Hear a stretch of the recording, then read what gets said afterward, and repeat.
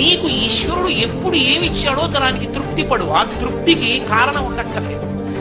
ఆకలి సరిగ్గా లేదని 1000 రూపాయల మందులు వేసుకుని ఏడుస్తున్న వాళ్ళు కోట్ల మంది ఉన్నారు. వేల పట్టున ఆకలి వేస్తోంది, సంతోషించు. దాహం వేస్తే మంచినీళ్లు లోపలికి వెళ్ళక మధ్యలో కన్నం పెట్టి గొట్టం పెడితే ముక్కు వచ్చి పోసుకుంటున్న వాళ్ళు ఉన్నారు. గుటుక్కు నీళ్లు తాగితే లోపలికి వెడుతున్నాయి, సంతోషించు. రాత్రి తిని పడుకుంటే పొత్తుడికి కడుపులో పోట్లు వచ్చి జీర్ణం అవ్వక ఏడుస్తున్న వాళ్ళు 1,00,000 మంది ఉన్నారు. చిన్నది గుండ్రాయి అయినా సరే తెల్లారేటప్పటికి జీర్ణం అయిపోతోంది, సంతోషించు. పడుకుంటే నిద్ర పట్టక చారుడు మాత్రలు వేసుకుని పడుకుంటున్న వాళ్ళు ఉన్నారు. తలగడా మీద చెయ్యెట్టుకుని ఇలా పడుకుంటే నిద్ర పడుతుంది. పుస్తకం ఉంటే తప్ప మాట్లాడలేని వాళ్ళు ఉన్నారు. వేదిక ఎక్కి కూర్చుని మాట్లాడటం మొదలు పెడితే గంగా ప్రవాహంలో వస్తుంది, సంతోషించు ఈశ్వరుడి కారుణ్యానికి. కొంతమంది కూర్చోలేని వాళ్ళు ఉన్నారు, కూర్చుంటున్నావు. నడవలేని వాళ్ళు ఉన్నారు, నడుస్తున్నావు. చూడలేని వాళ్ళు ఉన్నారు, చూస్తున్నావు. వినలేని వాళ్ళు ఉన్నారు, వింటున్నావు. ఈశ్వరుడు నీకు ఇచ్చిన దానికి ప్రతి క్షణం తృప్తితో ఓలలాడిపోవాలి. ఎన్ని మాటలు కృతజ్ఞత చెప్తావు.